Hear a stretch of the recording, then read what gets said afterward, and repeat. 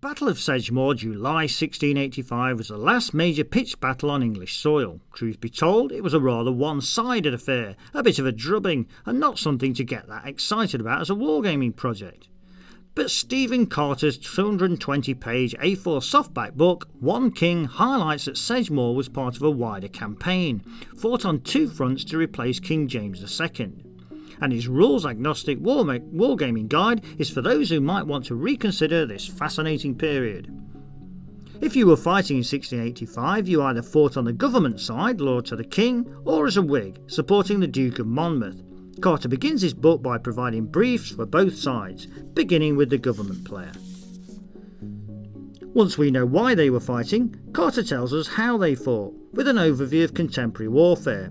The author takes us through the different arms of the army, followed by a discussion on command and control, the training and practice of cavalry, dragoons, infantry and artillery, logistics, the order of march, encampments, the line of battle, and the war at sea.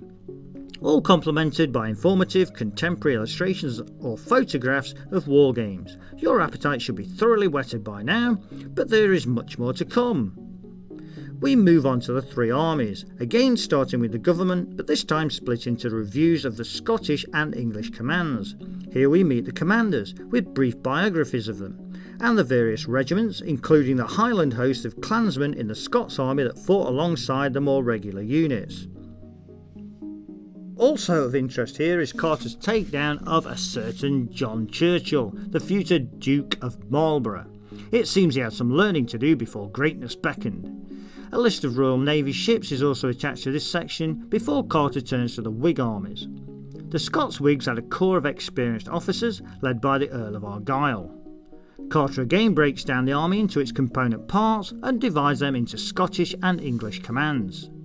This section gives you all you need to know about the respective armies and includes useful information for wargaming and personalities and units. The author turns to an annotated timeline of the campaigns next, and we start getting into the nitty-gritty of the action. We also encounter our first engagements for wargaming, the Battle of Glendarrel in Scotland, complete with maps to get you orientated. The Battle of Greenock follows. These are small battles though. The big fights happen down south, beginning with Monmouth's landing on the 11th of June. With Monmouth ashore, Carter alternates between the parallel campaigns. He includes a naval battle of Eilean Dubh, but almost all the combat is land-based. There are a surprising number of these to get your teeth into, but the one we all want to get into is the Battle of Sedgemoor, which is rightly given its own chapter. Carter goes to town on this decisive engagement with deployment and movement maps and the narrative told with wargaming in mind. Indeed, he deconstructs the battle into sections, each with their own wargaming objective. Carter concludes with 3 tantalising what-ifs that could be incorporated into a tabletop simulation.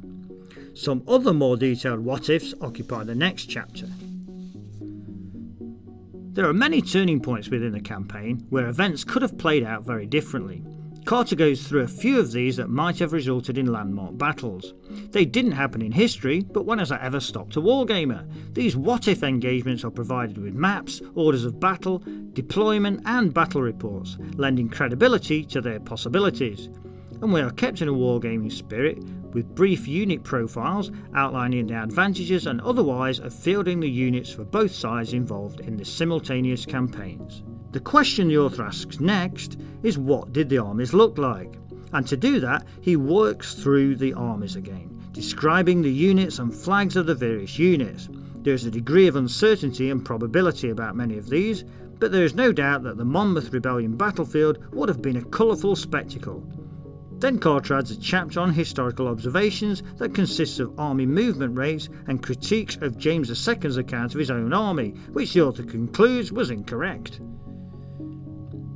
The book concludes with a simple but elegant quick play campaign rules system. Maps and army lists are supplied, while decision making is applied to turning cards from a normal playing deck and comparing them with a set of outcomes.